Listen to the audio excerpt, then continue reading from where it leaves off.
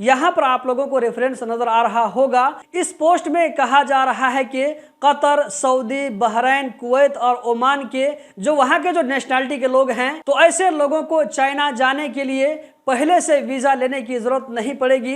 दोस्तों, आप लोगों की जानकारी के लिए बताता चलूं कि कतर एक ऐसा मुल्क है जिसको ये सहूलत 2018 में ही मिल चुका था, यानी कि कतरी लोग 2018 से ही बिना वीजा के चाइना का ट्रैवल कर रहे थे।